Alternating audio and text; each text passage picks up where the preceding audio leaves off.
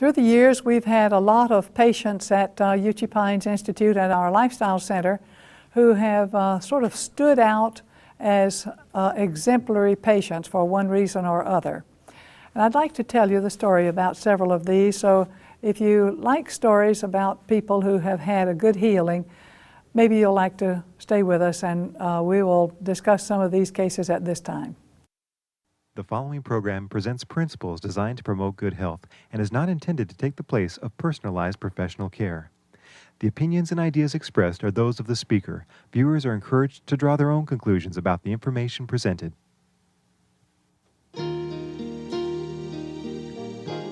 Welcome to Help Yourself to Health with Dr. Agatha Thrash of Uchee Pines Institute.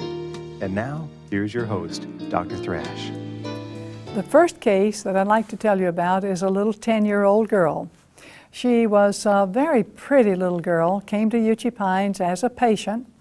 She had a number of symptoms, and it turned out she had celiac disease, but she had never been diagnosed.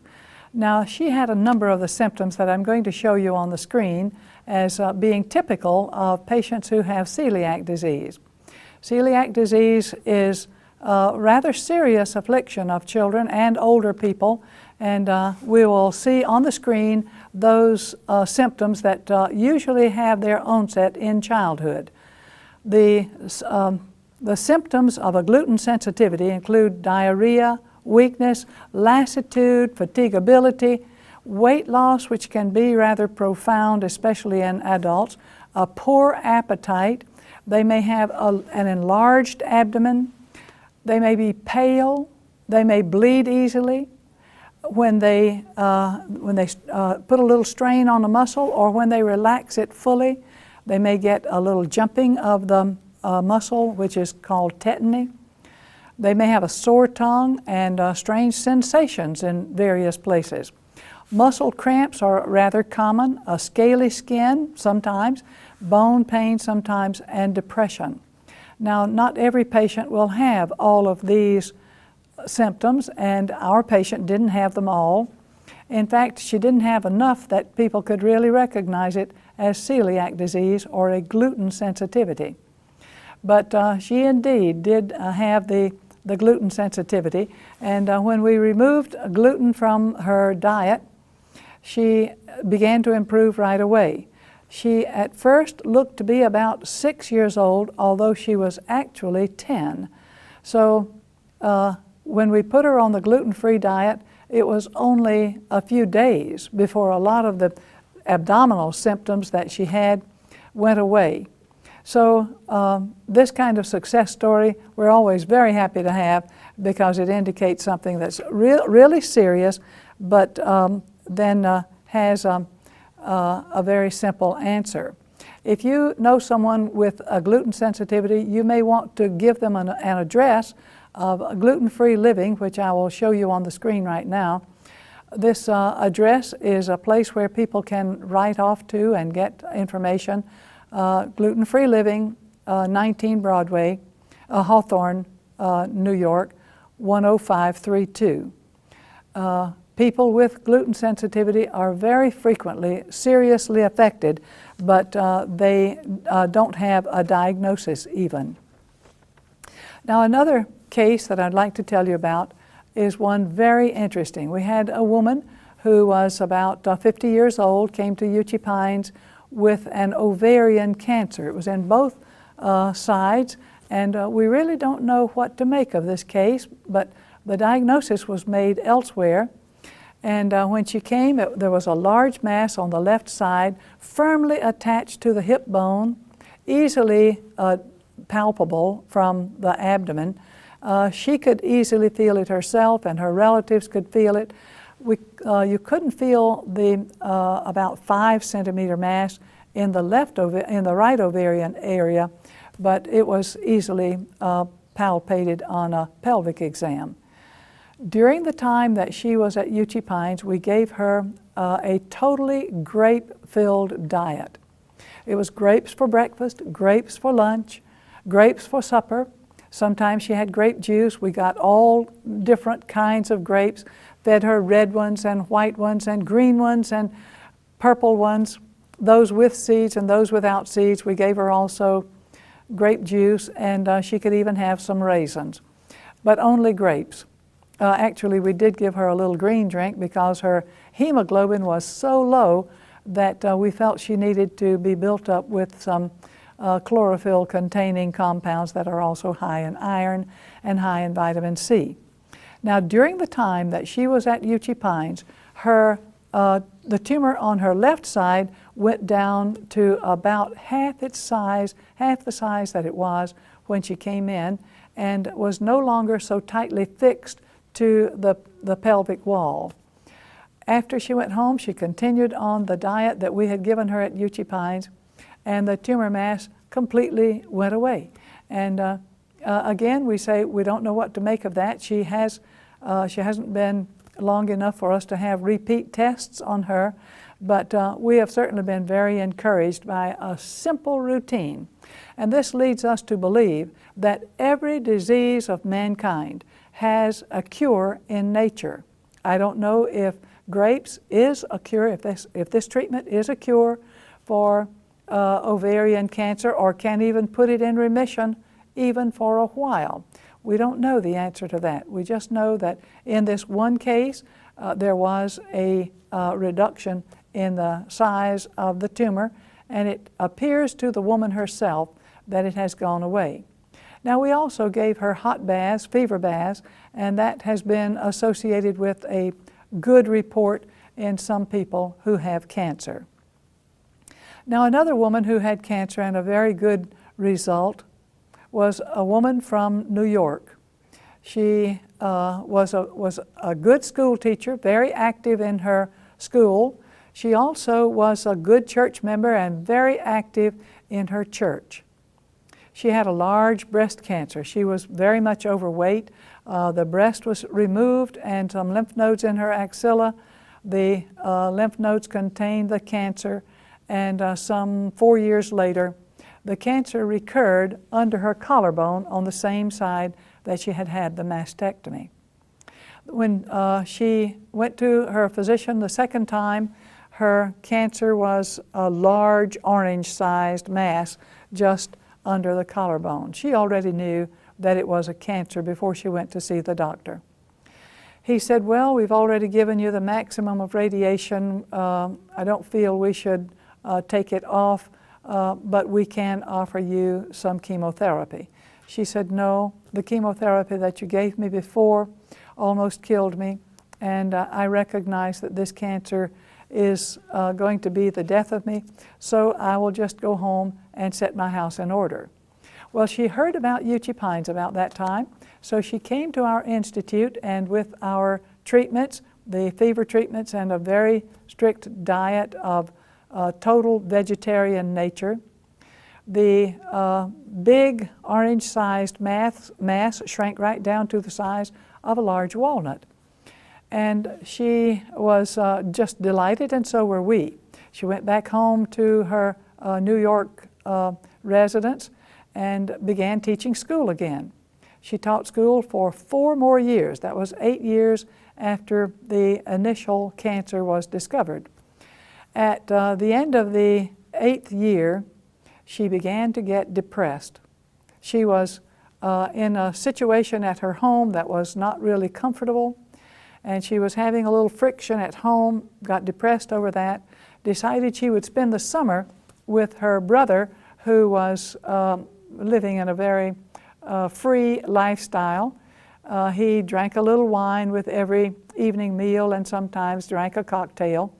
And she joined with her brother and his wife with these activities. They went out to eat every night of the world and ate a large dinner.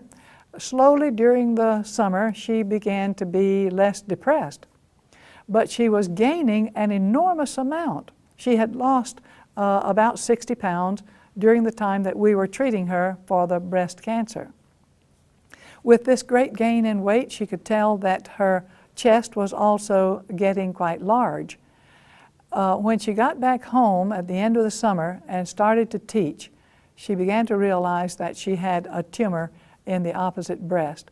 And as she began to investigate this, her surgeon said, yes, you have a recurrence there. If you don't accept the chemotherapy, we have nothing that we can offer. She didn't accept the chemotherapy. Again, she went home, set her house in order, and even though she went back on the program that we had taught her at Uchee Pines, she could not get the cancer in remission a second time.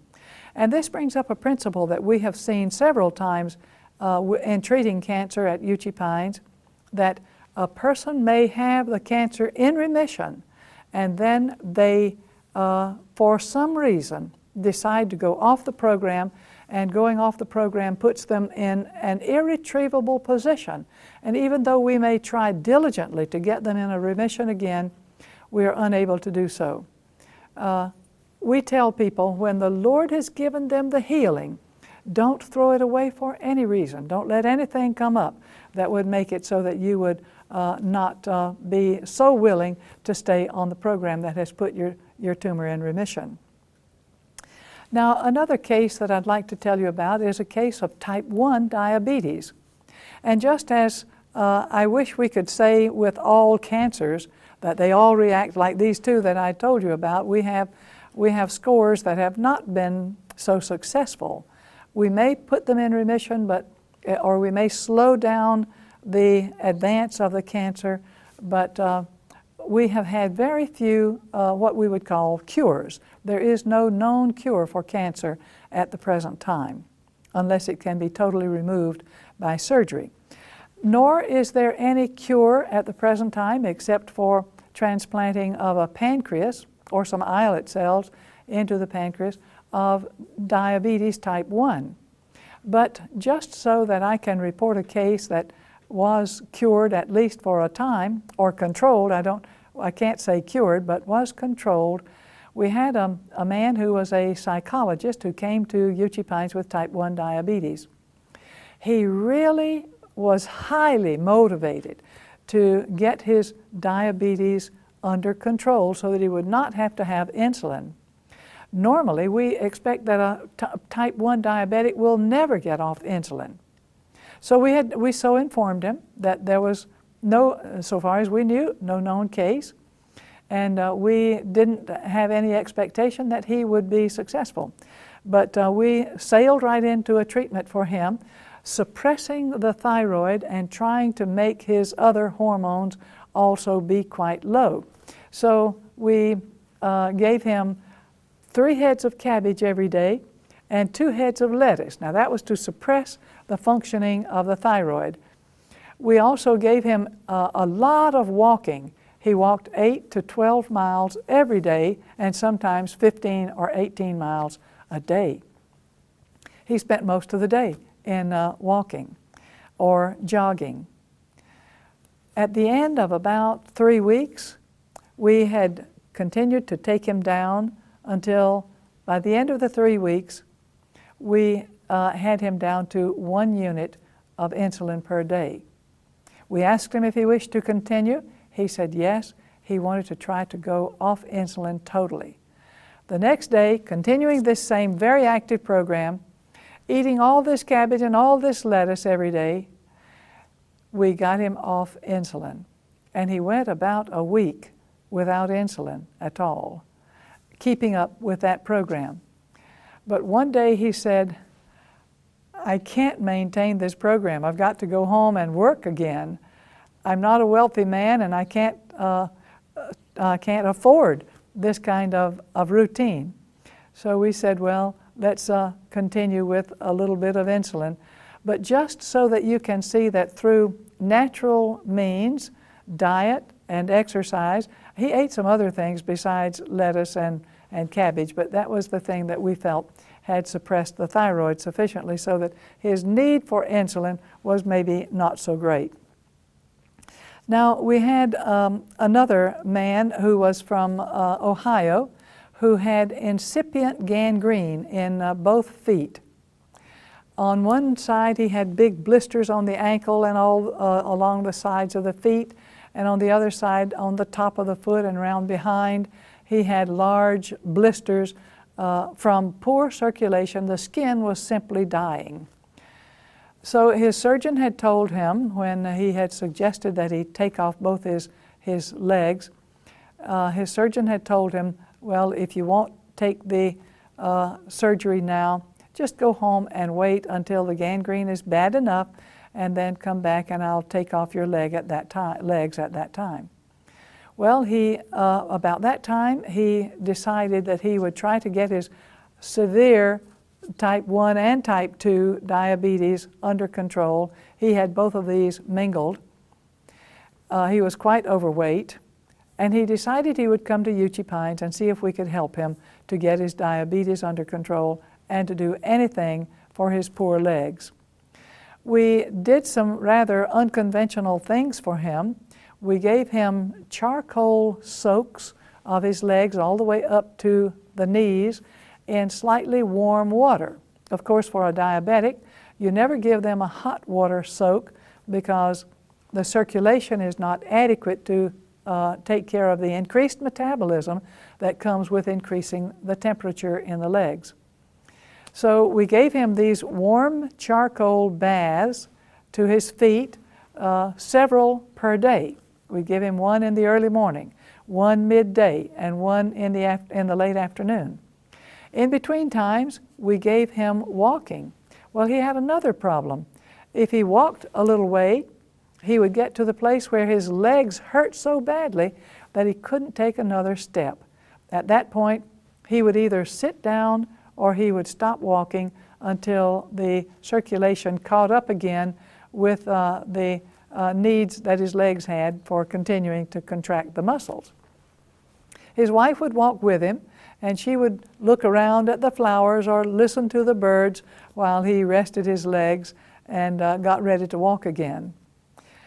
Little by little, we could see that the blisters were improving. They were getting smaller. The areas where the blisters had actually ruptured, those were getting smaller, and they seemed to be improving quite a great deal. We gave him a type 1 diabetic diet, which is totally vegetarian with no animal products of any kind, and no sugars, no free fats.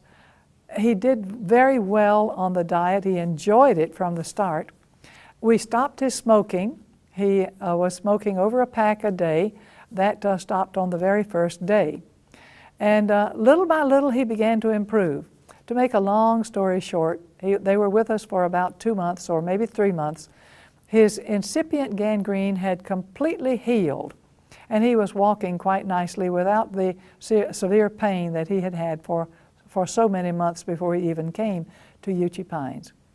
Now, I wish I could tell you that he did well. He went many more years without having any problem with his legs.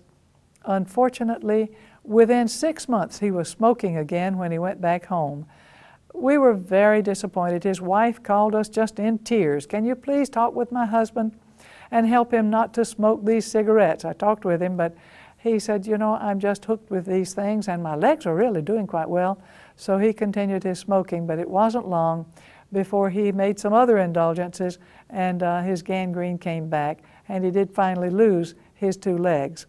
But at any rate, this is a good success story if the man had only maintained his program. Now, I've given you some programs that failed because the person was not disciplined enough to stay on the program, or something happened making it so that they didn't want to stay on the program any longer, and they had a remission of their disease. But now I'd like to tell you one that has gone now almost 40 years from the time we began the treatment to the present. This was a woman with ulcerative colitis. She had really quite severe ulcerative colitis. She would have up to 25 bowel movements every day. She was the sole support for her 2 young girls and had to work, but her disease interfered so much with her working that she was beginning to feel a little embarrassed with her employer having to be so frequently in the bathroom. But what we did was very simple. We gave her some hydrotherapy, some heat treatments, followed by massage. This happened 3 times a week at a minimum, and sometimes 5 times a week. The hot baths we continued for a series of 15 and then started doing them once a week, followed by a massage. Right away we were rewarded by her having fewer bowel movements. They got down to less than 20, then less than 15, and less than 10. She was making major dietary changes at the same time. She became a total vegetarian, using no animal products of any kind and no refined food products of any kind, a high fiber diet. She took even some pectin, some apple pectin, separately in addition to the high fiber diet, and eventually all the bloody stools that she had been having, all the frequency of stools that she had been having had gone away. At most, she had gotten down to 3 or 4 bowel movements a day. Now this lady has maintained this. She is now in her late 60s, and she is entirely well and has been for these nearly 40 years. So this is a good success story, bolstered by the fact that she managed to stay on the treatment all that time. Another one is a young man from Tennessee who came to Uchee Pines carrying a Kleenex under his arm and having the thing that we have begun to call the allergic salute. It is this kind of thing where they rub the nose like this. That's the allergic salute. He had that. And he also had this kind of salute, which is a sort of a Heil Hitler type of salute. He had both of those. He was so severely allergic to so many things that he always carried a box of Kleenex around with him all the time. He had allergic rhinitis. When he got to Uchee Pines, he began to eat our typical Uchee Pines diet, which is totally vegetarian without any animal products. This young man was with us only about 6 months before he was not carrying a box of Kleenex with him all the time. I inquired about that. I said, what are you doing that's different? He said, nothing really. I'm only eating the diet and being very careful with it. I also eliminated all sugar from my diet so that I don't have that anymore. He was so thrilled with the fact that he was not having to carry the Kleenex around with him anymore that he shared with me this little fear that he had, that when the fall came and we went through the ragweed season, he was quite certain that he was going to have to start carrying the Kleenex with him again. Well, the interesting thing is that the ragweed season came and went, and he did not have to go back to the Kleenex. We find this frequently in people when they find one thing, maybe it's diet, causing their allergic rhinitis. They may go through all sorts of seasons. Spring if they're allergic to the pollens of the spring, or summer if they're allergic to the pollens of the summer, or all the fall pollens that come that make it so difficult for people to live through the fall. So if the person will control one thing they're allergic to, and most of the time people who have some kind of allergy to an airborne pollutant will also have many food sensitivities. Milk is the commonest one. We find that milk gives people a lot of disability. So we try very much to get people off of milk if they have any kind of allergy. I will say about this man that that's been about 15 years since he was at Uchee Pines, and he still has no allergies. Another patient I would like to tell you about is a 70-year-old man, 70 plus, who came to us with Parkinson's disease. He'd only had it for about a year, but he was already taking quite a large number of medications for it. He had gotten so he was depressed, and for the last several months he had not been able to write his checks for his bills. He had no interest in going to church, which for this man was very unusual because he was an officer in his church and was always a very faithful churchgoer. When he came to Uchee Pines, his wife brought him, and he said, I don't know why I'm here. I know that I can't get any better. I've got this dreadful disease, this Parkinson's, you know, and there's no better for that. And so I'm just expecting that it will just take me down to my grave. Well, we started working with him. We gave him a good vegetarian diet, which he had not been having. And we started treating with some herbal anti-hypertension medications for his hypertension. We gave him some herbal remedies for his sleepless nights, and we also gave him fava beans and CoQ10 for his Parkinson's disease. Now, fava beans have L-DOPA in them. So we suggested to him that he might like to leave off his L-DOPA after he'd been on the fava beans for a few days. He also could not walk very far. It was difficult for him to get started walking. It was difficult for him to get out of a chair. And he could walk only halfway up Uchee Hill before he had to stop and rest a bit and then turn around and come back. After about 3 days on the fava beans, he decided that he would leave off the L-DOPA.